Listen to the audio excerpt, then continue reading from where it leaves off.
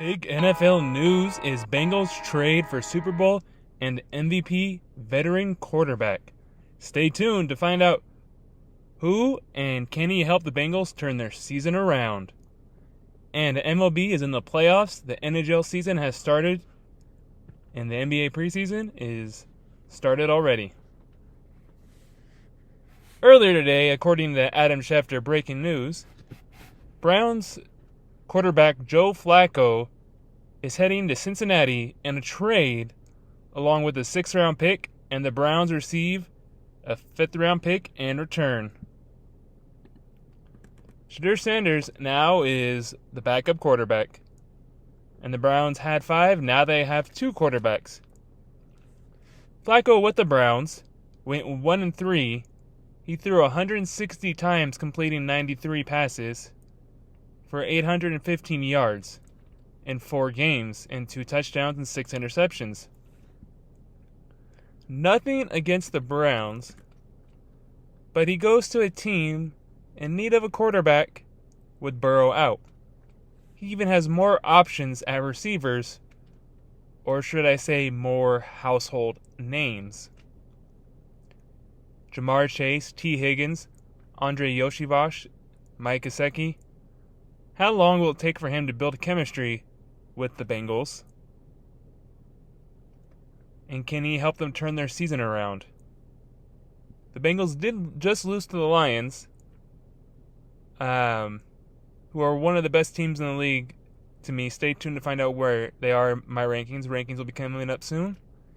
And there also is about 3 new teams in the top 10. See if your team made it. The Bengals take on the Packers in Green Bay, and Flacco did beat the Packers when he was with the Browns in Cleveland. Now he's in Green Bay with another AFC North team, and the Packers are coming off a bye after hitting a game-tying field goal in overtime against the Cowboys, where they allowed 40 points. Also, LA Chargers lose their rookie running back Hampton for 4 games. Who will they turn to running back now? Yes, they have a good passing game, Herbert and everyone, but their offensive line keeps getting hurt. According to NFL.com, staying with the Chargers, Keenan Allen becomes the fastest player to 1,000 receptions. And then another record also with the Broncos upset over the Eagles this past week. Head coach Sean Payton passes Bill Parcells on all-time wins. Let's talk about the Buccaneers. They just keep finding ways to win amid injuries. They won on a game-winning field goal against Seattle, which that game was just high-scoring, 38-35 going back and forth, where Baker Mayfield and Sam Darnold just went off in the air. And then see where the Bucs rank after taking down one of the top 5 teams in my rankings. Also, Panthers running back rushed for 234 yards in the win over Dolphins. Now, my NFL picks for upsets were totally wrong. Not really close. And then are the Cowboys' defense back now that they have Clowney that when I was watching the game I saw him playing? They had Kenneth Murray Jr. and I didn't realize that. Forgot about Dante Fowler Jr. Sanborn is out, or he was out got out the last game. And he's making a name for himself. Players Cowboys have to me that are household names or can be Diggs, Bland, Kenneth Murray Jr., Dante Fowler Jr., and Kenny Clark. Can the Cowboys turn their season around? Right now, the Eagles still look like the favorites to win in the NFC East, even with that loss. That might change, though, because the Commanders, Jaden Daniels is back and then looks pretty good, and they have more of a defense than the Eagles. So, yeah, we'll see.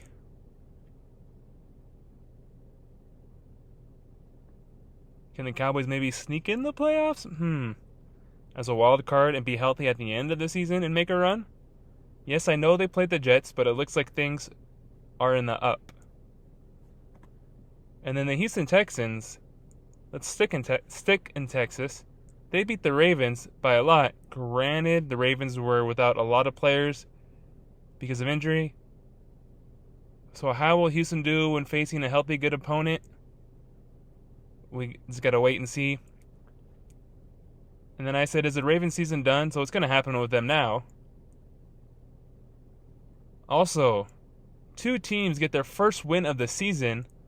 One is the Saints when they were playing the Giants. They were losing and they came back and won. And yes, they played the Giants, whose offense I'd say is okay and their defense is But the Saints offense has scored points but hasn't gotten a win. And they did now. And that's an upset. I know it's one game, but it doesn't look like they were trying to tank. Kellen Moore gets his first win as head coach. Did the Saints defense step up, or did Dart and the Giants misfire? Also, the Titans got their first win against the Arizona Cardinals in a crazy play where Cam Moore threw a pick. The defender fumbled the ball, went in the end zone. Titans recovered for a touchdown, and they ended up kicking a game-winning field goal as well. And then for the Jets-Cowboys, the Jets would have made it a game if they didn't let the Cowboys score the last touchdown. And the Panthers came from behind to take the lead against Miami and get the victory. And that one is an upset to me, along with the Saints over the Giants. I got that one wrong as well. Another good game to watch, but it was more defense even though there was a lot of passing, was the Broncos versus the Eagles. And what helped is the Broncos went for 2 when they scored a touchdown to take the lead instead of kicking the extra point to tie it. Broncos showing they are playoff contenders with this game over the Eagles. I heard something from a broadcaster that they didn't run the ball that much. Looked it up, and that's true, as Barkley only rushed for 30 yards, and both teams were able to pass, as I mentioned, with both quarterbacks throwing for over 200 yards. And there were a lot of upsets. I'd say 8 to 9, probably 9. And also based off Yahoo Pick'ems, favorite and underdogs, and also just what I think. Now let's recap the Thursday night game that started out with an upset with the Niners over the Rams. Thoughts on the 49ers win over Rams? Here I go. I did not see that coming at all. I thought the Niners would score first, but I didn't know the game would go into overtime, and they would end up beating the Rams on a defensive play on 4th and 1. I did say in my last episode that 49ers are better when injured. Mac Jones played like a quarterback, threw for over 300 yards. Also, the 49ers defense that I keep saying only have one household name in Warner and have gotten rid of everybody. Some of their rookies are making names for themselves, like Lenore and Siegel. Even 49ers fans, well, at least one of them I know, didn't expect the game to be this close. San Francisco is somehow finding ways to win, and they're injured. This kind of reminds me like the Buccaneers. And I believe those 2 teams face off this week. I'll let you know in a little bit. That could be dangerous when it comes to the end of the season, injured now and healthy at the end. Because teams that are not just good, but also healthy at the end of the season make the playoffs. And if the 49ers are healthy at the end of the season, to me, that is scary. Could they be the next team to make the Super Bowl in their home stadium? Like their rivals, the Rams, they beat when they won it all against the Bengals? Also, the Cardinals lost Trey Benson for a few weeks after losing James Conner. And then top 10 rankings coming up right about now. Also, Packers, Steelers, Falcons, Bears were all on bye weeks. Bucks and Seahawks was a good game to watch along with the Broncos and Eagles. There are 3 new teams in the top 10 and 2 new teams in the top 3 of my week 6 rankings. And so I had a hard time with this. And if your team's not on here, like the Packers are on a bye. So yeah, just spoil that if you're a Packers fan. They moved down quite a bit because I still think there's teams better than them above them. And I almost had it where the 10, I had it 3 teams tied at 10. It took me a while to make it a top 10. The Jaguars winning last night helped me make my top 10 picks a little easier.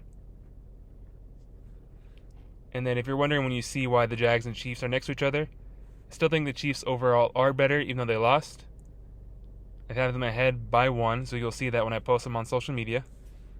So let's get to it. Starting at 10, with the biggest jump in the movement in the rankings, going up 10 spots, and to me it was a shock they won. It is the San Francisco 49ers. Now at number 9, moving up 6, taking down the defending Super Bowl champions are the Denver Broncos. And this team at number 8, they did lose, and they went down 4, but I still had them in the top 10 with the loss because it was a high-flying game. It's the Seattle Seahawks. At number 7, yes, I know the team they played isn't that great, and they only have 1 win, I believe. And this team moved up 3, but they should have beat the Rams, and they beat the Broncos, who beat Philly. It's the Indianapolis Colts at 7. At number 6, moving up 8, with their quarterback back, Jaden Daniels, he makes a difference. It's the Washington Commanders. At number 5, moving down 2 after losing to their AFC East rival, it's the Buffalo Bills. And as a Patriots fan, I honestly did not see that coming. And that game was pretty boring to watch. It ended up getting 20 points, but the first half was pretty boring, like field goals. So pretty defensive, or could we say sloppy with all the fumbles happening. At number 4, you know they lost. They went down 2 to the Broncos. It's the Philadelphia Eagles. With the bye, they moved up 3 and take the 3 spot. It's the Pittsburgh Steelers. At number 2, moving up 6, another change. After defeating the Seahawks, it's the Tampa Bay Buccaneers. And at number 1, it is the Detroit Lions. And yes, they played the Bengals, but the Lions just keep looking good. They're the best team right now, and they take on the Chiefs this coming week. So will they beat the Chiefs, or will the Chiefs bounce back and beat them? So we'll see how that goes. And then here are my predictions for this week for the games. I may or may not change them before the games, but as of now, here's what I have. And as I mentioned earlier, last week was a rough one. For me, I only got 4 games right, which is my worst selection of the year so far. Yet I somehow still have a winning record of 42-35. And I said I didn't think there would be a lot of upsets, and I think it was probably the most upsets last week there have been all season so far. And the picks I have as of now, I have the Eagles over the Giants in New York. I have the Broncos over the Jets overseas, but that one scares me, like this could be the first win the Jets get. Colts at home over the Cardinals. Chargers in Miami. Dolphins have no Tyreek, and Chargers no Hampton, but need their O-line to be healthy. I think they escape with a win. And also, Miami doesn't... They have Mika Fitzpatrick in the secondary, but although they're secondary, they don't really have much. The front 7, yes, the secondary is questionable. Patriots in New Orleans. Steelers at home over the Browns. I like the Browns, but the Steelers' defense, if they can contain the run game, can win. Cowboys in Carolina. Seahawks at the Jaguars. Rams at the Ravens. Raiders at home against Tennessee. Packers at home against Bengals with new quarterback. Bucks at home against 49ers. Should be a shootout like it was with Seattle. Lions at the Chiefs. Bills at the Falcons. And Commanders at home against the Bears, which is a rematch of last year's game when Daniels and Washington won the game on a Hail Mary. Should be a fun game to watch. Also, let's recap some college football games now from this past weekend as well. And some reactions to the rankings. Quite a bit of movement in the college football rankings. These ones aren't mine, just my thoughts on the rankings. Two top teams that lost out of the rankings, while 2 other losing teams stay in with loss. Florida State and Iowa State stay in the rankings, while Penn State and Texas drop out or move out of the rankings. UCLA beating Penn State was the most shocking, with them being winless before this. South Florida and Memphis joined the rankings 23 and 24 after being unranked. I thought the Cincinnati Bearcats should have been ranked after taking down Iowa State.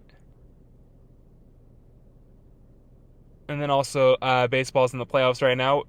Cubs, Dodgers, Blue Jays all have a 2-0 series lead, while the Tigers and Mariners is a close one, tied 1 apiece. 8 teams are left. Who will take it all home in 2025? Dodgers repeat or a new champion? Thank you guys all for listening. Don't forget to subscribe to the Corbin Report on YouTube, Spotify, follow the Facebook page, Instagram, Twitter. Message, comment. If there's anything you want to hear, thoughts you want me to talk about. Also, help me get to 1,000 views. I need 66 more views. And don't forget to subscribe. Thanks for listening. Follow updates on Instagram and Facebook and Twitter. Talk to you guys next time. Bye.